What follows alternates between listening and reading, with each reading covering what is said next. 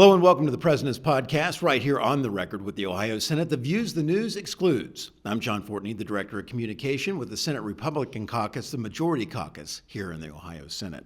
Great to have back on the program Ohio Senate President Rob McColley, Republican from Napoleon, Ohio. Busy week in the Ohio Senate, big floor session, a lot of controversy around Senate Bill 56, which all it did was preserve access to what the voters approved in November of 2023, the initiated marijuana statute, and put some safety and security parameters around it for, of all things, Mr. President, children. Yeah, absolutely. And I would say the readers out there of newspapers and the viewers of some of the television stations are going to hear an awful lot of hyperbole and a lot of statements that say that Senate Bill 56 does things that, quite frankly, it does not. Primarily, it is focused on, it doesn't really touch the ability of a consumer to buy these products at a dispensary like they voted for. Their consumer experience is going to be largely untouched, with exception to some packaging requirements to make the packaging childproof, to make it unappealing to children to consume.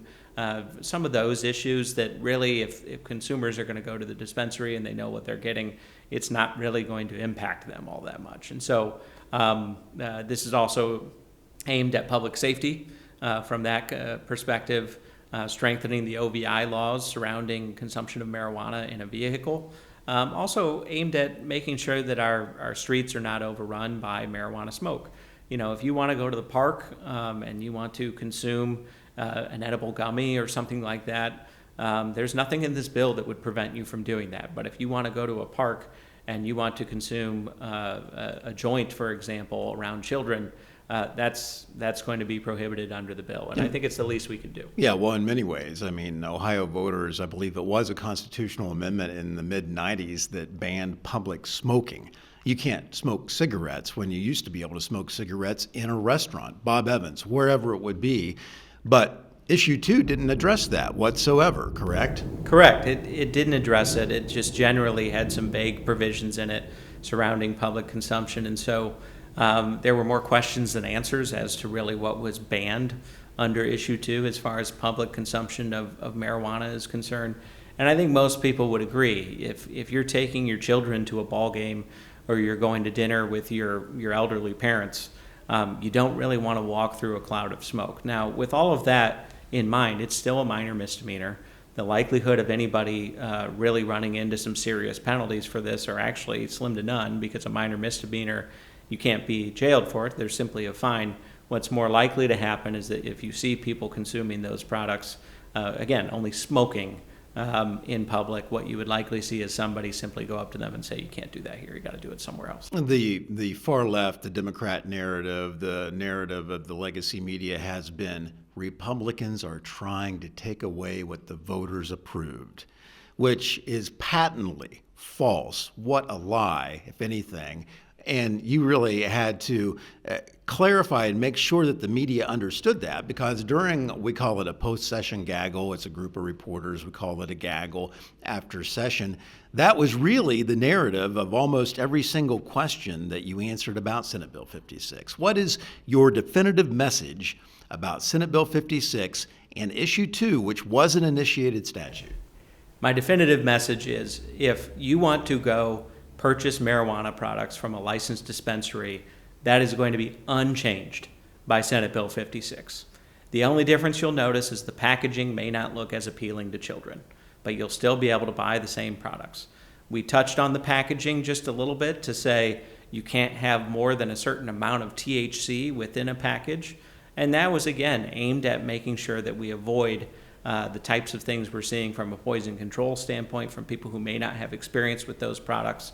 But the ability to purchase those products is not going to be impacted by Senate Bill 56. One of the things that did happen was you took the marijuana, some people call it recreational marijuana, but it is simply marijuana, and moved it underneath the Department of Cannabis Control or Division of Cannabis Control, and it would be sold at the medical dispensaries. Is that correct?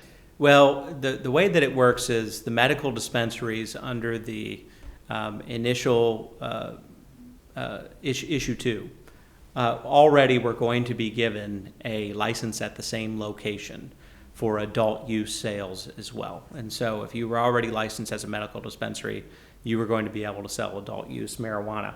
So what we essentially did is we just consolidated those licenses. So from a bureaucratic red tape standpoint, it's going to be streamlined from that perspective. And that was at the request of the Division of Cannabis Control. And even probably better for the industry as well, because then it's all under basically one roof. You're not having different departments try to jump in and manage your business. Would you agree that even the industry, because it's important to remember that in November of 2023, we were talking about Issue 2 being an initiated statute, not a constitutional amendment. And that can be easily conflated when people say, well, the voters passed this. Well, yeah, but what exactly did they pass? Was it an initiated statute or a constitutional amendment? I would argue that even the billion-dollar marijuana industry would want an initiated statute, because as the industry grows, pardon the pun, but evolves over time, you want the law to be able to evolve as well.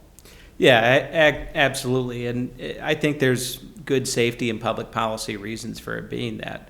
Now, I think the people who voted for it understood that it was an initiated statute. It was not a constitutional amendment. Therefore, the legislature would have the ability to come in and make changes potentially to it. And I think the changes we made today were warranted. I think there's something already out there. The Poison Control Center, for example, has seen a 550% increase in poison control related calls related to marijuana consumption. 550%. And that's something that we have to acknowledge. We can't turn a blind eye to that.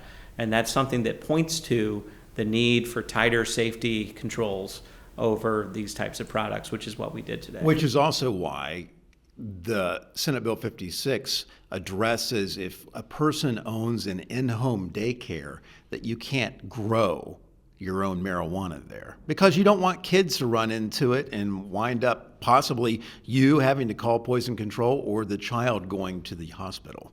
Absolutely. And I would think most people would say that's common sense. If we're going to have a variety of children around this home who don't live there, it's not their parents' home. They're being provided daycare in that home. It's common sense that we wouldn't have these types of products around them, just like it would be common sense that we wouldn't have, open bottles of liquor or, other drug paraphernalia potentially laying around the home. Yeah, very reasonable. Also, you briefly touched on it, but Senate Bill 56 also addresses that if you're driving a car, you can't be smoking a marijuana cigarette. And oh, by the way, your passenger next to you or even the passengers in the back can't be smoking it as well. That all goes hand in hand with preventing impaired driving. Absolutely. And look, what we really want to acknowledge is that there's a certain level of an intoxicating nature, if you will, to consuming even secondhand smoke in a vehicle. And obviously in a vehicle, you're in a confined area that, especially if the windows are up, you're going to have no choice if you're driving that vehicle, even if it's somebody in the back seat, to be breathing in that secondhand smoke, which could potentially impair your driving.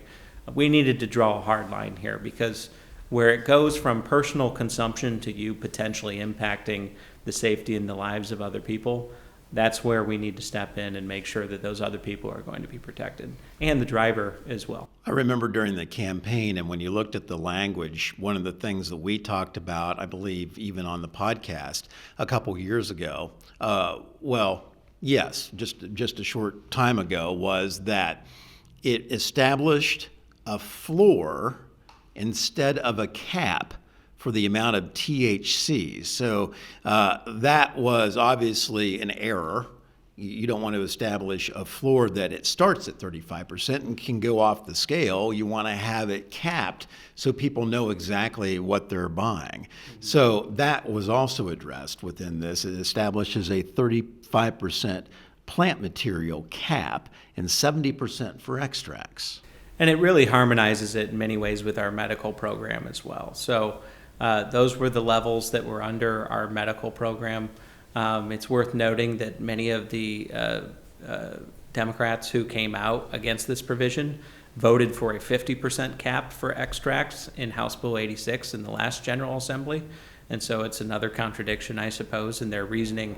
But what we really did was we set the cap for extracts at 70%, but allowed for the Division of Cannabis Control to go above that 70% in rule if they thought that it was warranted under certain circumstances. And so, again, it's not going to impact all that much the products that people are purchasing and consuming that they get through their dispensary. I thought you made a really good point during the reporter gaggle as well when you were asked the question, why not just let Cannabis Control write these regulations? And your answer was? My answer was it is an abdication in some respects, sometimes warranted, sometimes not, of legislative authority when we hand over rulemaking authority of what would otherwise be in statute. The regulators, albeit well-intentioned in many cases, were not elected by the people to write law. That's not what they were there for. They're employees of the state. Nobody elected them to be there. Us legislators were elected to write law in the state of Ohio. And so in many respects, if we abdicate that authority to the executive branch, not only are we abdicating our own legislative authority, but we're also failing to do the jobs that the people elected us to come down here. You might get a set of rules that you did not want to begin with, Yeah. right? That runs against the will of the General Assembly. Yeah. Yep. Overall, you think the Department of Cannabis Control is doing a good job after medical marijuana came in and now issue 2? I think they're doing a good job. I mean, there's a lot that's been thrown at them in a short amount of time, but I think by and large they're doing as best a job that we could expect of them going forward. So this was many of the provisions that we included in this bill were at their request as well. So just to help them to do their job a little bit better. One of the, before I leave this, one of the things that Senate Bill 56 does is reduce the amount of plants that can be grown inside the home, but takes it from 12 to 6, but still that's a gigantic amount of produce or product or buds that you would have available. I mean, when you talk about the amount of ounces over time, I thought Senator Huffman made some really good points on that. Yeah, so it's worth noting the issue 2 language allowed for 6 plants per adult, 12 plants per household, but the enforcement penalties didn't kick in until you were double the threshold. And so many of these marijuana plants can grow enough marijuana for up to 300 joints in a year through their harvest cycles. And so you do the math. And this is supposed to be for personal use, but you do the math. Even just 12 plants, that's 3,600 joints a year. But if the criminal penalties don't kick in and no enforcement kicks in until you're double that, that's 7,200 joints a year. I mean, I'm sure there are some prolific marijuana consumers. I smoke a lot of cigars, I assure you, but I don't smoke 7,000 cigars a year. So it stands to reason that if you are growing that much marijuana, you are likely transferring it to somebody else for profit or otherwise, which is illegal. And so why would we enable that much marijuana to be grown by individuals, which is clearly outside the scope of what they would use for personal use, if we wanted it to be illegal?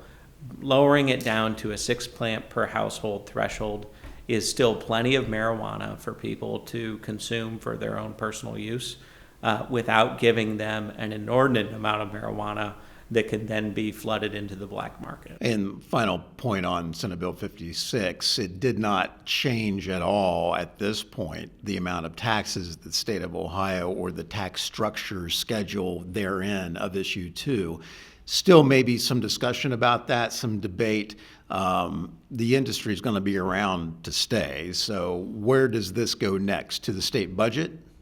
Yes, it'll go to the state budget. The governor has already put his marker out there as to what he would like to see happen with the revenue that's being realized from the marijuana excise tax, if you will. I would suspect the House is going to have their own version of what the marijuana revenues are and where they should go and what the rate should be.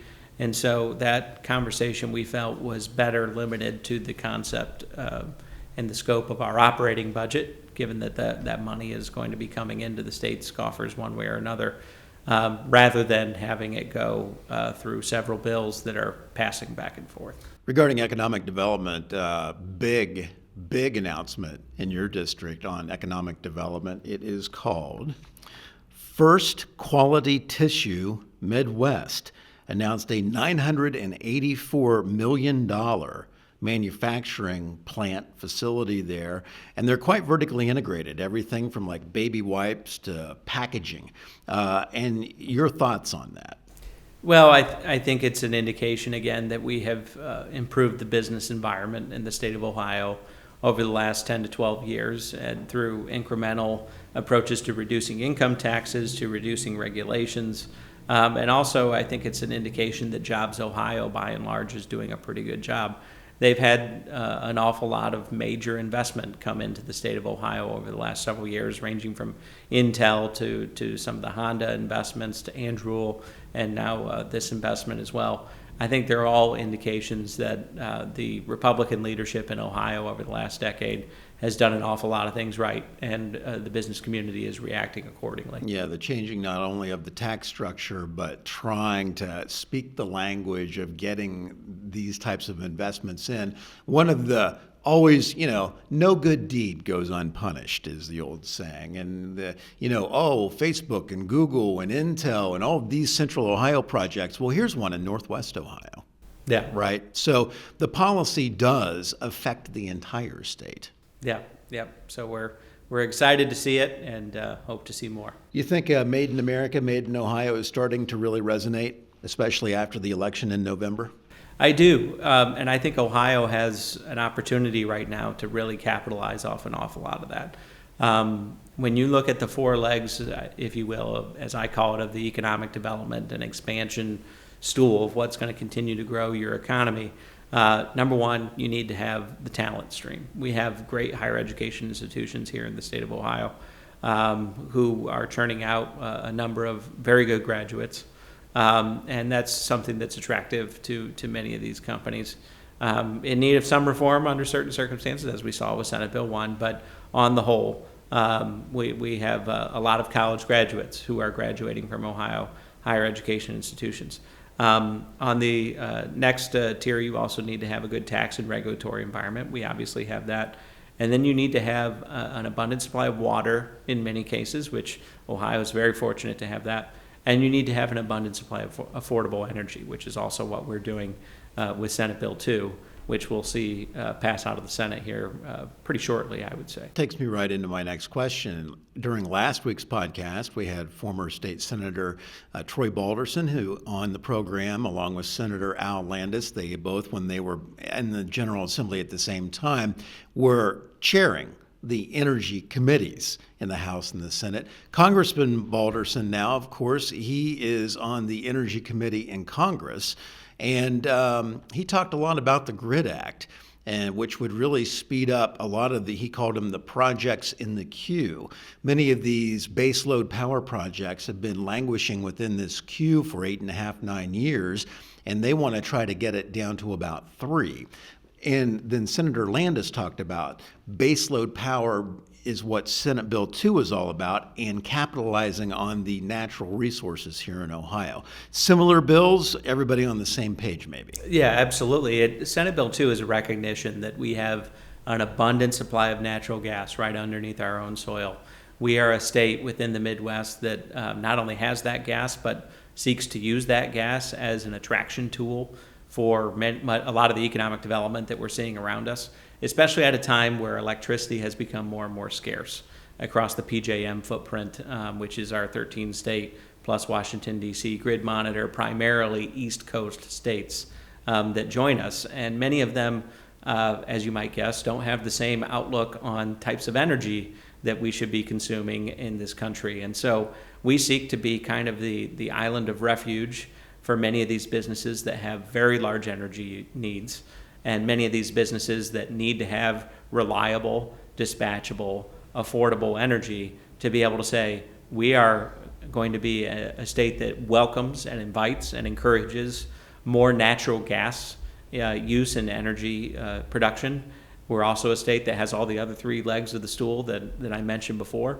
And so we hope to see that result in some more economic development wins for the decades to come. I asked Congressman Balderson, natural gas, clean energy?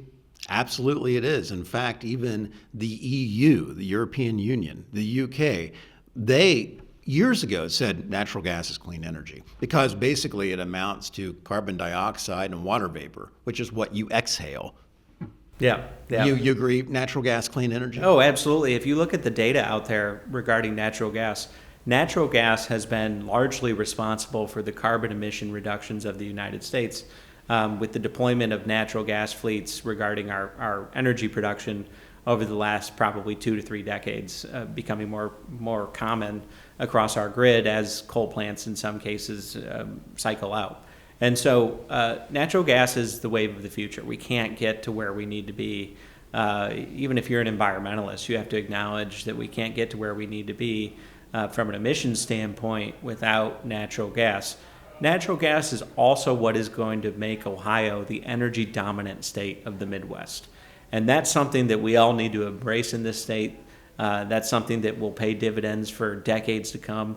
For Ohio to be the energy dominant state of the Midwest and potentially even one of the top 2 or 3 energy dominant states in the entire eastern half of the United States, we can do it. And we're seeking to do it here with one step being Senate Bill 2. Yeah, that's really remarkable, having that type of 21st century forward-looking energy policy when you look at the real polluters around the world being China, that I believe, as Congressman Balderson said during the podcast, brings online 2 new coal-fired power plants every week. Yeah. Amazing. I want to talk a little bit about something that's been out there in the legacy media about school funding, which is part of the operating budget. And as we've said repeatedly on this program, that since 2003, the Ohio school funding formula, the school funding system, is indeed constitutional. You can read my story on the record with the Ohio Senate. Just go to ohiosenate.gov, click on news, and just pull right on down there, and you will see that. But one of the things that basically we've been trying to get to for some time is the idea that the state of Ohio, the General Assembly, and the funding formula funds students, not empty spaces, not buildings necessarily, but funds the amount of students in other words, funds enrollment. Is that where we still are? So there's been a lot of, and obviously the House is going to have their own version of the plan. The Senate is going to have their own version of the plan, and then we'll go to conference committee and we'll figure out what the final education funding formula is. There's been a lot of traffic out there about, I believe there was an article on cleveland.com that talked about how the governor's proposed budget was removing about $100 million from school districts over the biennium. Now, that deserves some more context, okay? Because really, you are correct. Over the course of time, there has been, in Ohio's education funding formula, a series of caps and guarantees, which essentially said your funding can't go up greater than the rate of X, and it cannot be decreased greater than the rate of Y, regardless of your enrollment. And so we saw a number of school districts that were exploding in enrollment, but they were hitting up against that cap. And so the funding they were getting relative per student was not nearly as high as they needed it to be. And then you had a number of other school districts that saw their enrollment sharply decrease that were running into the guarantee. And so they were not seeing anywhere near to a commensurate decrease in their funding, despite the fact that their student enrollment may have gone down 10, 20, 30% over the last decade and a half. And so one of the things the governor did in his budget is he said, we are going to fully fund the agreed upon version that the school administrators, organizations, and others agreed upon regarding the Fair School Funding Plan. We're going to fully fund it. However, we are going to begin to phase out the guarantees that are in the funding formula plan to basically say, we're going to fund students who are in the seats. We're not going to fund empty desks at these school districts anymore. If your enrollment has gone down, you're going to start seeing a decrease in the money that you get from the state. That's what his proposal sought to do. That's not me saying we're going to do it. It's not me saying we're not going to do it, but it deserves context given the amount of discussion that it may have generated over the last few weeks. That's a really good explanation of why, because the narrative has been, oh, Republicans are cutting school funding to the children. Well, no, that's not the case. As you said, that the governor is rolling out a fully funded fair school funding plan as we're in the final 2 years of that 6-year plan that was originally introduced. But districts who have lost a significant amount of enrollment, there needs to be a discussion from parents, taxpayers, at the school board about, is this old building really worth staying open? Can we consolidate? Can we make some cost savings? Kind of like what DOGE is doing on the federal level. I mean, aren't these some of the discussions? Because we've also, on this program, talked about some of the gigantic 1.5 times their budget 5-year forecast cash carryovers that some of these districts have on hand. When it comes to school funding, it's very difficult to paint the entire conversation with a broad brush because there are districts across the state that are all very different. There are districts across the state, to your point, that are carrying cash reserves that are 1.5 times what their annual budget is. Columbus, $315 million. And so the argument should be there. Do they really need the amount of revenue that they're receiving from the state or from local taxpayers in the form of property taxes if they're carrying over those types of reserves? There's also districts out there that are struggling a little bit more, that probably need to have a look at their funding. And then there's districts out there that are receiving massive amounts of funding per pupil from the state, and the results that they're producing as far as their student population is concerned are horrible. And so there needs to be an openness to having these conversations about the performance of our education system and also about the relative financial health of many of these districts on both sides of the spectrum before we just simply begin to say, you know, you can't do what you're doing. You can't cut education funding. You can't take money away from us despite the fact that our enrollment may have decreased. Yeah, results matter.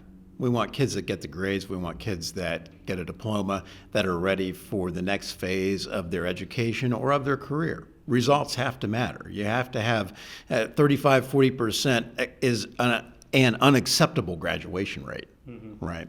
All right. Ohio Senate President Rob McColley, thanks so much for your time today. We appreciate it.